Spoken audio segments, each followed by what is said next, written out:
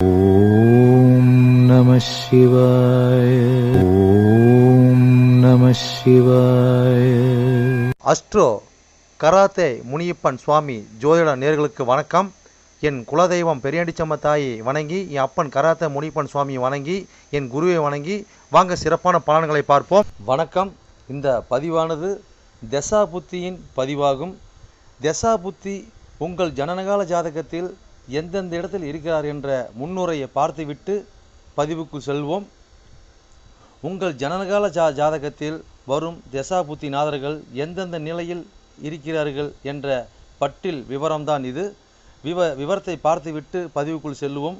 உங்களுடைய ஜனனகால ஜாதகத்தில் தசாபுத்தி நாதர்கள் 1-5-9 திரிகோண சாணத்தில் இல்லை 1-5 திரிகோண சாணத அதிபதியோடும் சேர்க்கை, பார்வை, நட்சத்திர சாரத்தில் பயணிப்பது, அல்லது 1-4-7-10 கேந்திர சாணத்தில் சேர்க்கை, பார்வை, அந்த அதிபதியோட நட்சத்திர சாரத்தில் பயணிப்பது, அல்லது 2-5-8-10-11 பணபர சாணத்தில் இருப்பது, இல்லை பணபர அதிபதியோட நட்சத்திர சாரத்தில் இருப்பது, சேர்க்கையில் இருப்பது, அல்லது 3-6-10-11 உபயஜய சாணத்தில் இருப்பது, இல்லை உபயஜய சாணத்தில் கிரகத்தின் நட்சத்திர சாரம், பார்வை, சேர்க்கையில் இருப்பது, அல்லது 3-6-9-12 அபோகலியம் சாணத்தில் இருப்பது, அல்லது அந்த அபோகலி சார அதிபதியோடு இணைஞ்சிருப்பது, சேர்க்கை, பார்வையோடு இருப்பது, அல்லது சரலக்கணமாகிய மேசம், கடகம், துலம், மகரம் ஆகிய 2-7 மாரக சாணத்தில் இருப்பது, அல்லது சிரம் லக்கணமான ரிஷபம், சிம்மம், விருச்சகம், கும்பம் ஆகிய 3-8 மாரக சாணத்தில் இருப்பது, அல்லது பார்வை, சேர்க்கையில் இருப்பது, அல்லது உபய லக்கணமான மிதனம், கன்னி, தனுசு, மிதனம் ஆகிய லக்கணத்துக்கு 2-7-11 மாரக சாணத்தில் இருப்பது, அந்த அதிபதியோடு இருப்பது, பார்வையில் இருப்பது, நட்சத்திர சாரத்தில் இருப்பது, அல்லது நீச்சம், உச்சம், ஆட்சி பெற்றிருக்கிறார்களா, அல்லது சூரியனிடம் அஸ்தங்கதம் பெற்றிருக்கிறார்களா, பரிவர்த்தனை அல்லது வர்க்கோத்தமம், அல்லது நீச்ச பங்கம், அல்லது திக்பலம், அல்லது புஷ்கரமாம்சம், அல்லது கிட்டிடும் ராஜயோகம் பெற்றிருக்கிறார்களா, அல்லது நட்பு வீட்டில் உள்ளார்களா, அல்லது பகை வீட்டில் உள்ளார்களா, அதே சமயம் கிரகம் சுப கிரகம் சேர்க்கையில் பார்வையில் இருக்கிறார்களா, அல்லது அசுப கிரகம் சேர்க்கை பார்வையில் இருக்கிறார்களா, இல்லை அவர்கள் நட்சத்திர தொடர்பில் இருக்கிறார்களா என்று பார்க்கணும்.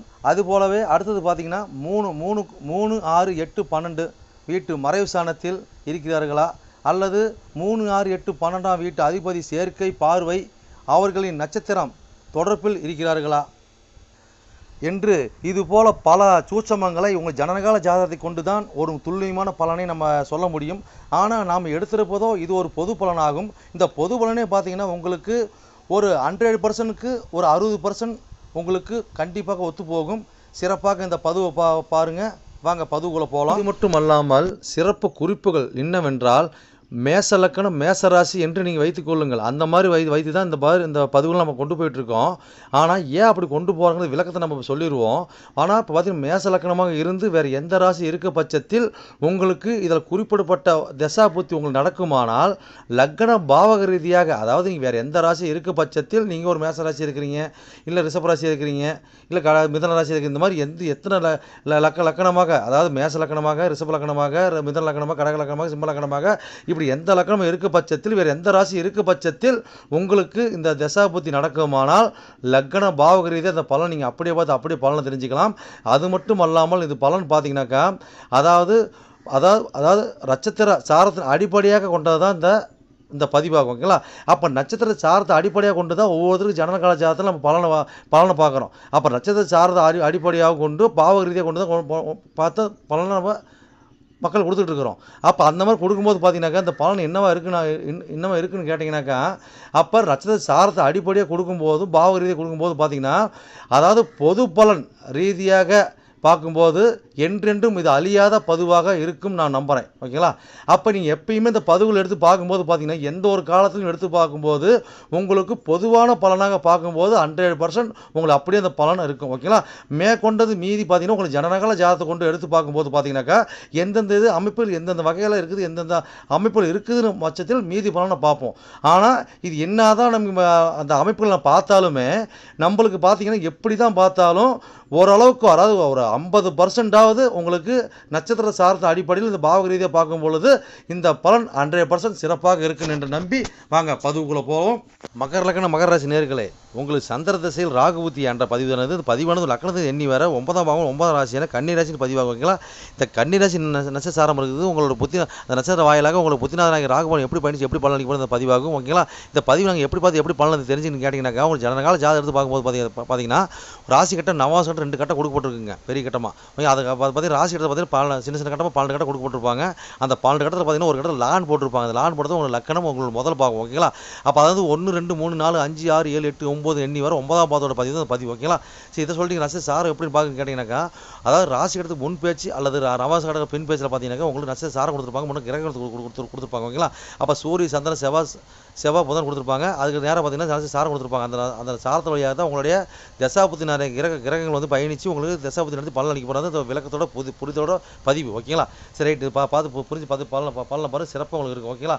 அப்போ வந்து பார்த்தீங்கன்னா நாங்கள் மகர லக்னம் மகர ராசியாக அந்த பதிவு பார்க்கணும் கூட அப்படி கிடையாது. மகர லக்னமாக வேறு எந்த ராசி இருக்க பட்சத்தில் உங்களுக்கு, அதாவது சந்திர தசையில் ராகு புத்தி நடக்குமானால் ரக்கண பாவகுரு இந்த பலன் நீங்கள் அப்படியே பார்த்து அப்படியே பலன் தெரிஞ்சுக்கலாம். இது பார்த்தீங்கன்னா எத்தனை கோடி தசை புத்தி நீங்கள் கேட்டிங்கனாக்கா உங்களுக்கு அதை பார்த்தீங்கன்னாக்கா 7 கோடியவன் திசைங்க சந்திர திசை, அதாவது ராகு புத்தி. அப்போ எத்தனை ஆண்டுகள் செயல்பாட்டில் இருக்குன்னு கேட்டிங்கனாக்கா உங்களுக்கு சந்திர திசையானது 10 ஆண்டு கால செயல்பாட்டில் இருக்கும். சந்திர திசை ராகு புத்தி பார்த்தீங்கன்னாக்கா ஒரு வருடமும் 6 மாதம் வரைக்கும் செயல்பாட்டில் இருக்கும். ஓகேங்களா? இப்போ உங்கள் லக்னத்துக்கு எண்ணி வர 9ஆம் பாவம் 9ஆம் ராசியான கன்னி ராசி என்ன நட்சத்திரம் பார்த்துடலாங்க. அப்போ என்ன நட்சத்திரம் இருக்குது அங்கே இருக்குதுங்க, உத்திரம் 2ஆம் பாதம் 3ஆம் பாதம் 4ஆம் பாதம் இருக்கும், அஸ்தம் 1 2 3 4 பாதம் இருக்கும். அதுக்கு அடுத்தபடி பார்த்தீங்கன்னாக்கா உங்களுக்கு சித்திரை 1ஆம் பாதம் 2ஆம் பாதம் ஓகேங்களா, மொத்தம் 9 பாதம் இருக்கும். இப்போ உங்களுக்கு உத்தரம் சாரம் இல்லைங்களா, அப்போ உத்தரம் சாரம் 8 கூடை சாரத்தில் உங்களுடைய புத்திநாதன் ராகுபவன் பயணிக்கிறார். ஓகேங்களா? அப்போ வந்து பார்த்தீங்கன்னா என்ன சம்மந்தப்படுதுங்க, 9 பாவம் சம்மந்தப்பட்டு 8 சம்மந்தப்பட்டு மேல் புத்திநாதன் ராகு பயணிக்கிறார். அப்போ இது என்ன பலன்னு கேட்டிங்கனாக்கா நம்மளுக்கு அதாவது நம்ம பெறக்கூடிய பாக்கிங் பார்த்தீங்கன்னா தந்தையாருக்கு பார்த்தீங்கன்னாக்கா நம்ம காலகட்டங்களில் அதாவது தந்தை வழி தோஷத்தை கண்டிப்பாக ஏற்படுத்தி கொடுப்பாங்க. ஓகேங்களா? அப்போ தந்தை வழி பார்த்தீங்கன்னாக்கா முன் ஜென்மத்தில் பார்த்தீங்கன்னா பிரபலமாக இருக்கக்கூடிய ஆளாக இருப்பாங்க. அதாவது அந்த ஊர் ஜனத்தை சொன்னால் தெரிகிற ஒரு சூழ்நிலை இருந்துக்கூடிய ஆற்றல் இருக்கும். ஓகேங்களா?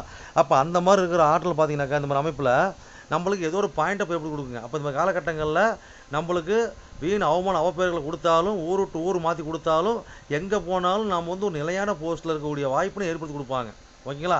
அப்போ என்ன தான் நம்ம வந்து தவறு இது பண்ணியிருந்தாலுமே சின்ன சின்ன இக்கில் வைப்போம். அதுதான் நம்ம ஒரு பெரிய பாக்கிங்க.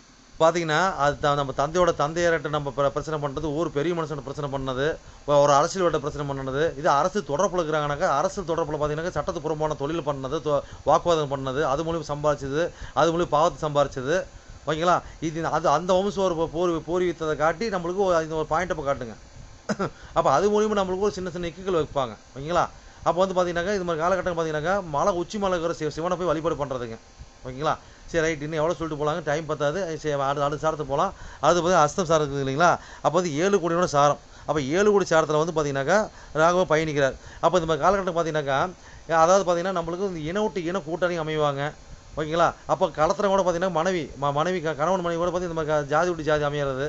அப்போ அவங்க வரக்கூடிய பார்த்தீங்கன்னாக்கா வரக்கூடியவங்க நம்மளுக்கு தோஷமாக இருப்பாங்க, சின்ன பாக்கியத்தையும் கொடுப்பாங்க, மாற்றி கொடுப்பாங்க நம்மளுக்கு. ஓகேங்களா? அப்போ புத்திநாதன் 7 கோடி சாரத்தில் அஸ்த சாதம் நிற்கிறார்.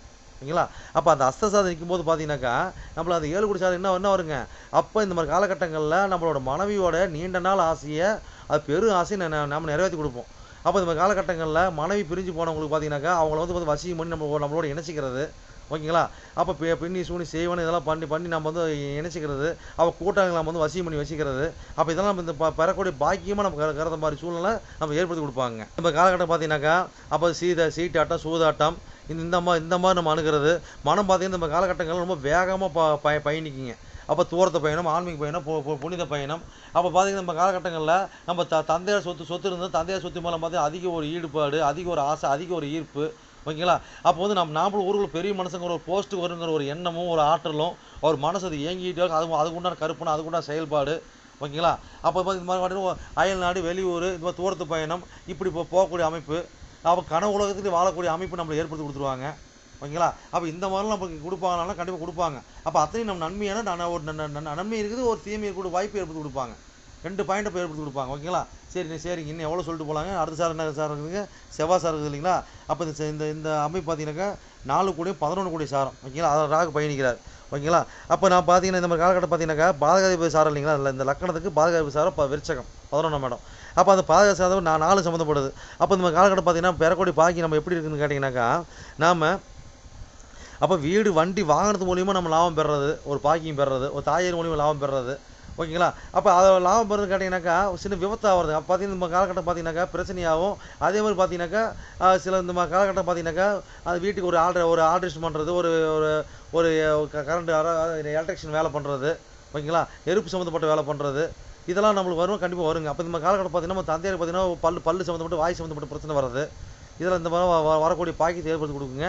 அதே மாதிரி பார்த்தீங்கன்னா இந்த காலகட்டம் பார்த்தீங்கன்னாக்கா புறம்போக்கு சம்மந்தப்பட்ட இடம் நம்ம பூர்வீகத்தில் பார்த்தீங்கன்னா புறம்போக்கு இடத்தை நம்ம வளர்ச்சி போட்டிருப்போம். அதுக்கு இடத்து சம்மந்தமாக பிரச்சனைகள், போட்டிகள், இதெல்லாம் வரக்கூடிய பாயிண்ட்டை போய் கொடுத்துருப்பாங்க. அப்போ அதில் நம்ம வீடு கட்டி இருக்கிறது. இந்த மாதிரி காலகட்டம் மூத்த சகோதரி நண்பர்கள் மூலியமாக, 2ஆம் தாரத்து மூலியமாக, வளர்ப்பு தந்தை மூலியமாக நம்மளுக்கு சின்ன பிரச்சனைகளும் விக்குகள் வர்றது, சில நன்மைகள் நடக்கிறது. இந்த மாதிரி மாற்றி கொடுப்பாங்க. எவ்வளோ இருக்குதுங்க, நீ பயணிச்சு போய் சிறப்புன்னு வாழ்வீங்க. என்னோட பதிவை நீங்கள் சிறப்பாக கேட்டிருப்பீங்கன்னு மனதார நான் நம்புகிறேன். நீங்கள் கேட்டது வெறும் கோச்சார பலன் தான்.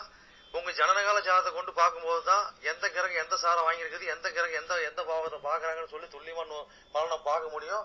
நீங்கள் துல்லியமான பலனை நீங்கள் பார்க்கணுன்னாக்க என்னோட வாட்ஸ்அப் நம்பர் கீழே ஓடிட்டு இருக்குதுங்க. நீங்கள் வாட்ஸ்அப் நம்பரை மூலியமாக என்னோட ஜாதகத்தை நீங்கள் அனுப்பி நீங்கள் என் மூலியமாக துல்லியமான பலனை நீங்கள் அறிஞ்சிக்கலாம். அதே மாதிரி பார்த்தீங்கன்னாக்கா பல பேர் நான் நேரில் வந்து அணுகிறாங்க. அதுவும் பார்த்தீங்கன்னா நம்ம இருப்பிடம் பார்த்தீங்கன்னாக்கா நம்ம இருக்கிறது ஒரு ஆலயத்தில் இருக்கிறாங்க. சொந்தமாக ஆலயம் வச்சு நடத்திட்டு இருக்கிறோம். வீரசக்தி நாகம்மா திருக்கோயில்னு சொல்லி நடத்திட்டு மற்றும் கராத்தே முடிவு சொல்லி நடத்திட்டு இருக்கிறோம். அதில் பார்த்தீங்கன்னா வீரசக்தி நாகம்மா திருக்கோயில் சேவை அறக்கட்டளை மூலியமாக நம்ம கோயில் இயங்கிட்டு வருதுங்க. எல்லாத்தையும் பார்த்தீங்கன்னா துல்லியமாக பர்ஃபெக்டாக நம்மகிட்ட இருக்க எல்லாமே இருக்கும். எந்த ஒரு தோஷம், எந்த ஒரு காரியம், எந்த ஒரு பரிகாரம்னா நம்ம ஒரு கஸ்டமர் நம்ம கேட்டு தான் வந்து அவங்களோட காரியத்தை வந்து முன்னெடுத்து செய்கிறாங்க. அந்த நம்பிக்கைகரமாக நம்மளோட பலன் இருக்கிறதுனால தான் இந்த மாதிரி கஸ்டமர் நம்மகிட்ட அணுகி நம்ம சிறப்பு பலன் அடைஞ்சிட்டு இருக்கிறாங்க. இது போல் ஒவ்வொருத்தரும் பலன் அடைகிறது எங்களோட ஆசை. அது மட்டும் இல்லாமல் பார்த்தீங்கன்னாக்கா எங்கள் கோயிலுக்கு லீடர்ஷிப்னு பார்த்தீங்கன்னாக்கா எங்களுடைய கிருஷ்ணசுவாமிங்க வாக்கு சித்தர் பார்த்தீங்கன்னாக்கா கிருஷ்ணசாமி, அதாவது சோழி பிரசன்னம் கல்லு கூடு சொல்லுவாங்க இல்லைங்களா, அது சிறப்பான முறையில் சிறப்பாக பார்ப்பாருங்க. நேர்முகமாக பார்க்குறாங்க, ஆன்லைன் மூலமாக பார்க்குறாங்க. நீங்கள் யார் என்னன்னே தெரியாது, உங்களோட ஃபுல் டீட்டில் அப்படி சொல்லுவாருங்க. ஓகேங்களா. உங்களோட டீட்டில் சொல்லி உங்களோட பேரை சொல்லி சோழி போட்டாருன்னா சிறப்பான முறையில் சிறப்பாக உங்களை சோழி பிரசனம் பார்த்து அருமையாக சொல்லுவாருங்க. அதே மாதிரி பார்த்தீங்கன்னா அது மூலியமாக நீங்கள் இதில் பார்த்து நீங்கள் அணுகி அது மூலியமாக தெய்வ அருள்வாக்குங்க அது. ஓகேங்களா. அது மூலியமாக நீங்கள் வந்து சிறப்பான பலன் நீங்கள் அடையலாங்க. எந்த ஒரு காரியமாக இருந்தாலும், எந்த ஒரு விஷயங்களா இருந்தாலும் துல்லியமான பலன் துல்லியமா இருக்குங்க. சொல்றது அப்படியே நடக்கும், சிறப்பா இருக்குங்க. சரி நேயர்களே, உங்களிடமிருந்து விடைபெறுவது S. Balu Jayavel, MA astro. நன்றி, வணக்கம்.